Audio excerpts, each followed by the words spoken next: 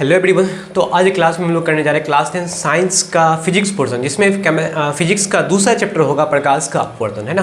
मतलब आज क्लास में हम लोग करने जा रहे हैं क्लास फिजिक्स का दूसरा पोर्शन प्रकाश का अपवर्तन के बारे में क्या होगा। चलो देखो चैप्टर नंबर 2 क्या लिखा हुआ है। चैप्टर 2 है प्रकाश का अपवर्तन। मतलब आज की क्लास में हम लोग जो करने जा रहे हैं डिस्कशन वो प्रकाश का अपवर्तन मतलब सेकंड चैप्टर है। इसमें ये होगा कि रिफ्रैक्शन ऑफ लाइट, है ना। रिफ्रैक्शन ऑफ लाइट क्या होगा, प्रकाश का अपवर्तन क्या होगा, इसके बारे में डिस्कशन करेंगे। तो ये घटना कुछ इस प्रकार लिखा हुआ प्रकाश का अपवर्तन। यहाँ पे दो वर्ड हम लोग पढ़ चुके हैं, दो टर्म पढ़ चुके हैं, परावर्तन और अपवर्तन, ठीक है।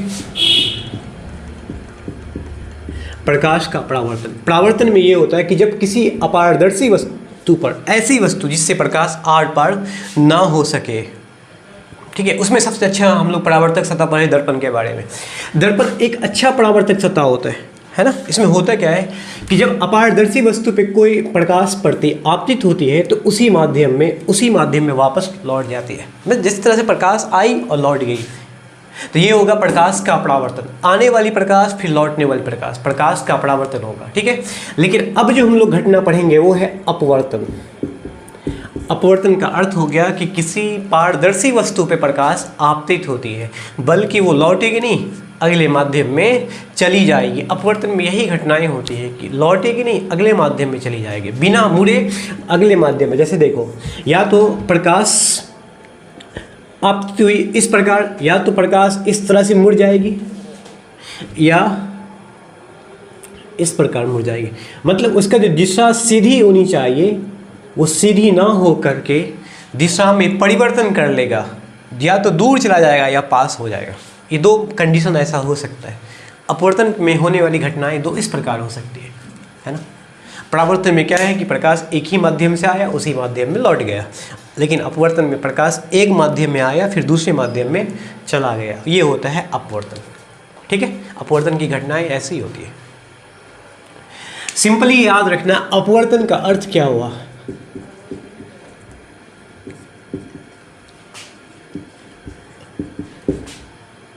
दिशा में परिवर्तन,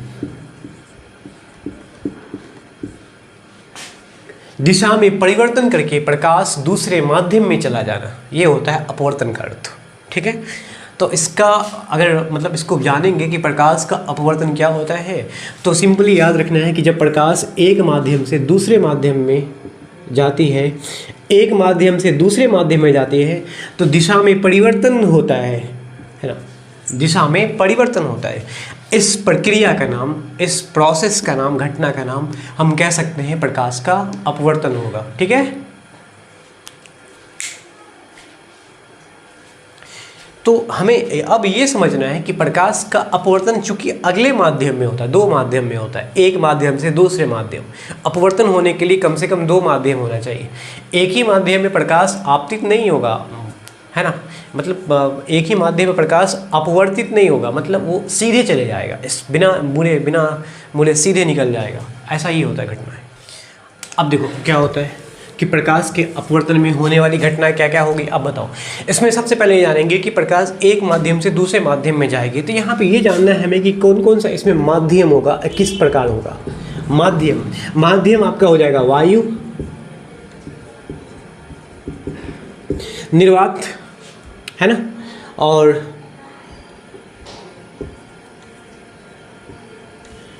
कांच, शीशा, हीरा, जल, एल्कोहल। ये सब सारे के सारे क्या होता है, एक पारदर्शी पदार्थ होता है ना। माध्यम वही होगा जिससे होकर प्रकाश ट्रैवल कर सके, मतलब जा सके, आर पार हो सके। तो इससे होकर प्रकाश आसानी से आर पार हो जाता है, तो यही कहलाएगा माध्यम आपका, है ना। माध्यम आपका यही कहलाएगा, वायु, निर्वात, कांच, हीरा, जल, ये सब क्या होगा आपका माध्यम कहलाएगा। देखो ऐसा होता है कि माध्यम में आप ये जानो दो तरह का माध्यम होगा, है ना। दो तरह का मीडियन होगा, दो तरह का मीडियन होगा, मीडियम होता है। एक सघन माध्यम, और दूसरा होगा आपका विरल माध्यम, है ना। माध्यम वो जिससे होकर प्रकाश आसानी से गुजर जाए, है ना। जैसे नाम लिखा है वायु, निर्वात, कांच, हीरा, जल, इससे होकर प्रकाश आसानी से आर पार हो जाएगा, तो ये माध्यम कहलाएगा।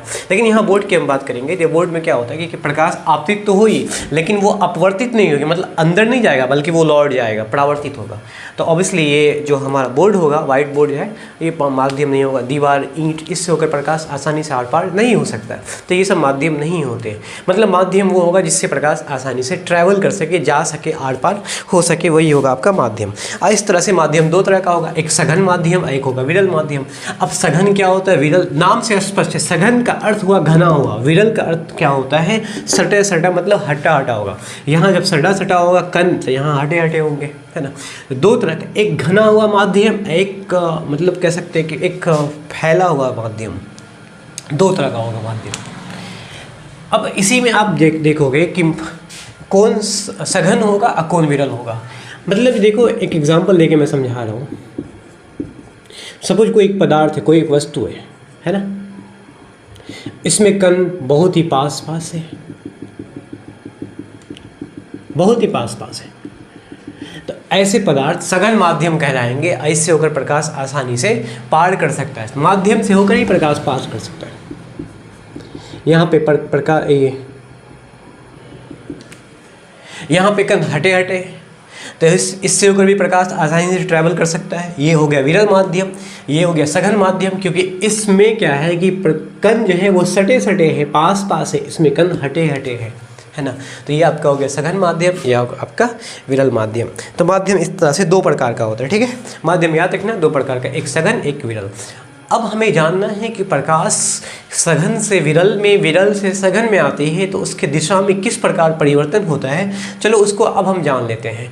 अच्छा, वैसे आप याद रखना कि इन माध्यम में कौन सघन होगा और कौन विरल होगा। सघन वो होता है जिसमें कण पास पास होगा, विरल वो होगा जिसमें कण दूर दूर होगा। तो अब इसको आप काट छाट कर बताओ कि वायु किस में आ जाएगा। वायु, क्योंकि वायु क्या होता है, एक एनवायरनमेंट में, वायुमंडल में वायु पाए जाते हैं, तो वायु के कण हटे हटे होते हैं, जितना सटे सटे नहीं होते। तो वायु को इसमें कंज्यूम किया जाएगा, वायु को एज्यूम किया जाएगा सघन विरल माध्यम में, ठीक है। यहाँ पर निर्वात देख लो, निर्वात, वैक्यूम, शून्य, इसको हम शून्य भी कह सकते हैं। शून्य में क्या है कि वहाँ बिल्कुल कोई भी कण नहीं होता है, एक भी कण नहीं होता, वहाँ बिल्कुल खाली होता है। तो ये भी किस में आ गया, आपका विरल माध्यम में आ जाएगा। हाँ, लेकिन यहाँ पे कंपैरिजन करना पड़ता है कि दो माध्यम में तुलना करना पड़ता है, कंपैरिजन करना पड़ता है कि कौन सघन होगा कौन विरल होगा। वैसे हम पर्सनली नहीं बता सकते कि कौन सघन है।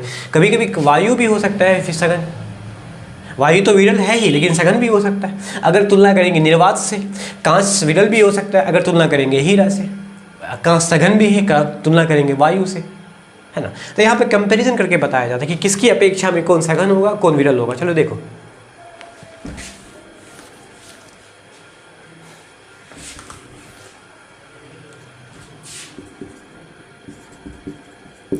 वायु की अपेक्षा, ठीक है, वायु की अपेक्षा निर्वात, जिसको हम शून्य भी कह सकते हैं,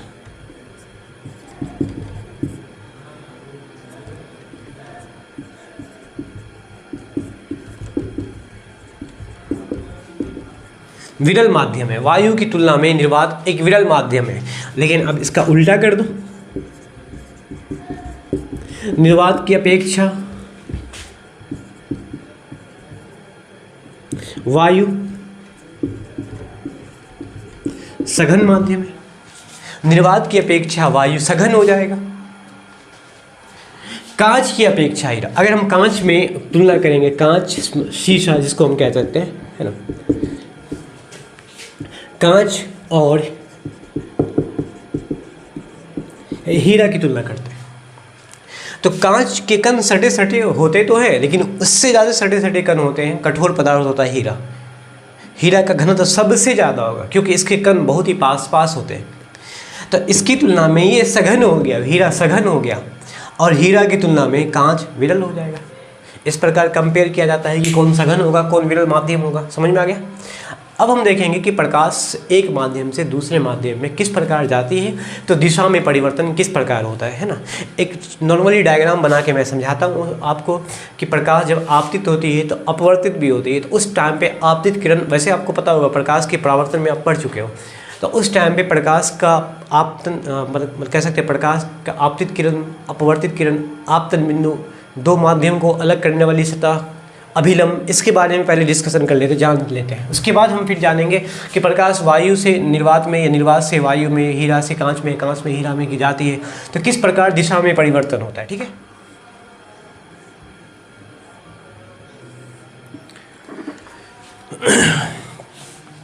इसको ये ले लिया स्लैब, कांच का एक स्लैब है ना, कांच का एक कह सकते हैं कि आयताकार पट्टी हो गया, आयताकार पट्टी। ठीक है, इस आयताकार पट्टी के चारों ओर ऑब्वियसली क्या होगा, वायु है ना। अंदर में कांच है तो ऑब्वियसली दो माध्यम हो गया, एक चारों ओर वायु हो गया, अंदर में कांच हो गया। ठीक है, प्रकाश आपतित हुई कुछ इस प्रकार, इस बिंदु पर, इसका नाम है आपतन बिंदु।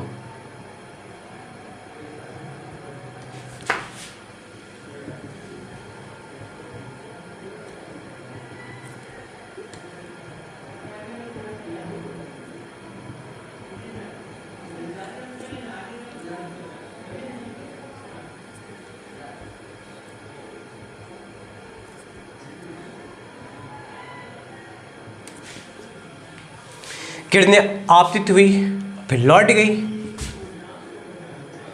इस प्रकार, बल्कि किरणें को जानी चाहिए सीधी, लेकिन दिशा में परिवर्तन कर लिया। तो इस टाइम पे जो किरण हो गई जो आ रही है ना, इसका नाम क्या हो गया, आपतित किरण। ठीक है, ए बी मान लो, ए बी सी डी एक कांच का आयताकार स्लैब है जिसमें ए बी दो माध्यमों को अलग करने वाली सतह है। In fact A B, A D, B C, A C D कुछ भी हो सकता है। तो हमने ए बी को मान लिया कि दो माध्यमों को अलग करने, कांच और वायु को अलग करने वाली एक सतह है। इस सतह पे किरण आपतित हो रही है तो नाम होगा आपतित किरण। जिस बिंदु पर हो रही है उसका नाम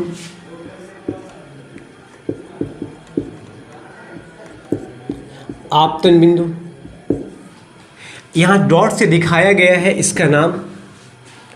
अब किसी सतह पर जो किरण, जो रेखा लंब होती है ना, 90 डिग्री का कोण बनाती है, उस टाइम पे ये क्या कहलाएगा, अभिलंब कहलाएगा, है ना। ये अभिलंब हो गया। दो माध्यमों को अलग करने वाली सतह पर डाला गया लंब वाली रेखा, इस रेखा का नाम अभिलंब होगा। किरणें आपतित हुई और फिर दूसरे माध्यम में लौट गई, मतलब चली गई, कह सकते हैं कि इस किरण का नाम होगा अपवर्तित किरण, रिफ्रैक्टेड रे होगा, है ना।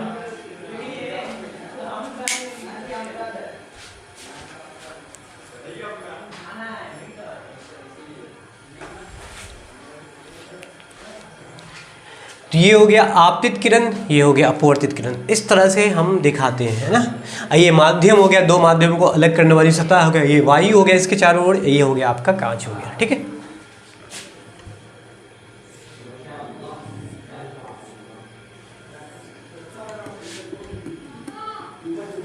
चलो यहाँ देखो, फिर से मैंने लिया कांच,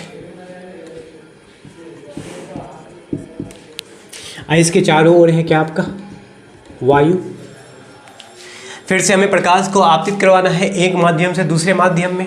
चलो सबसे पहले इसको यहाँ पे अभिलंब डाल देते हैं, है ना। फिलहाल अभिलंब तब होगा जहाँ आपतन बिंदु होगा, क्योंकि आपतन बिंदु और सतह के बीच में डाला गया लंब जो होगा वो अभिलंब होगा।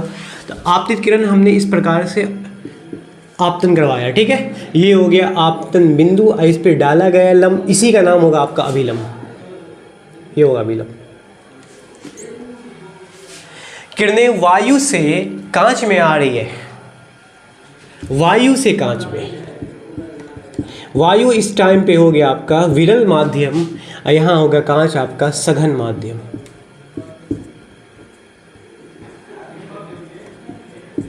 कांच हो गया आपका सघन माध्यम। प्रकाश वायु से कांच में आ रही है, मतलब विरल से सघन में आ रही है, तो ऑब्वियसली अभिलंब से, अभिलंब के पास होकर जाएगी, है ना, अभिलंब के निकट होकर जाएगी, सीधी ना जा करके पास हो जाएगी। ठीक है, मतलब ये हुआ कि प्रकाश विरल से सघन माध्यम में जा रही है, विरल से सघन माध्यम में जाएगी, तो उस टाइम पे प्रकाश अभिलंब की ओर मुड़ेगी। याद रखना है, यहाँ पे हमने बताया कि दिशा में परिवर्तन दो तरह से होगा, या तो अभिलंब के पास होकर आएगी या अभिलंब से दूर होकर आएगी। प्रकाश को सीधी आनी चाहिए। देखो इसके दिशा में कितना परिवर्तन हुआ, देखो इतना कोण बना के इसकी दिशा में इतना परिवर्तन हो गया, थोड़ा सा और तिरछा हो गया, तो ऑब्वियसली वो अभिलंब की ओर आएगी, है ना। याद रखना, जब प्रकाश विरल से सघन में आती है तो अभिलंब की ओर मुड़ जाती है। अब दूसरा कंडीशन देखो,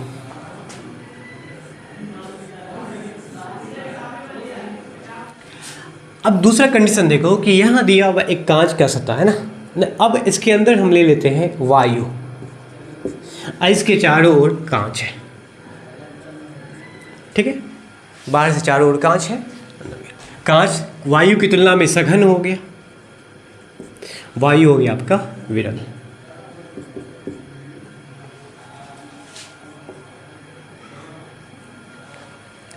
प्रकाश सघन से विरल में आ रही है,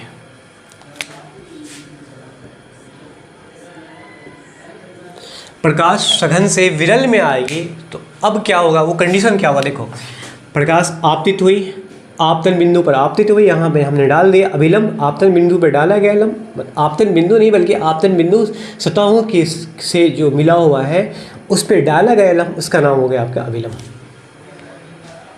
कंडीशन यहाँ पर है कि प्रकाश जो आ रही है वो सघन से विरल की ओर ट्रैवल कर रही है, तो अब दिशा में परिवर्तन किस प्रकार का वो देखो।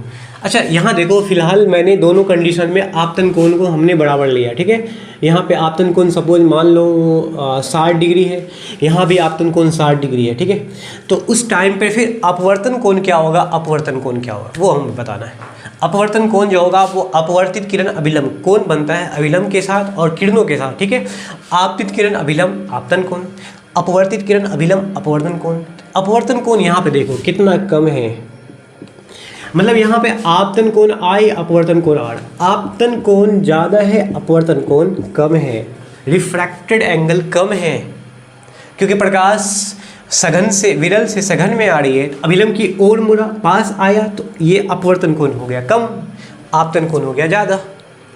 अब देखो प्रकाश सघन से विरल में जाएगी, तो सघन से विरल में जाने का अर्थ क्या हुआ, हाँ दोनों के लिए हम कंडीशन में 60 डिग्री कोण बराबर लिया, आपतन कोण दोनों में बराबर लिया। ठीक है, तो अब देखो अपवर्तन कोण कैसा होगा, प्रकाश को जानी चाहिए सीधी इस प्रकार, बल्कि दिशा में परिवर्तन कर लेगा, तिरछा चला जाएगा और अभिलंब से दूर चला जाएगा, है ना।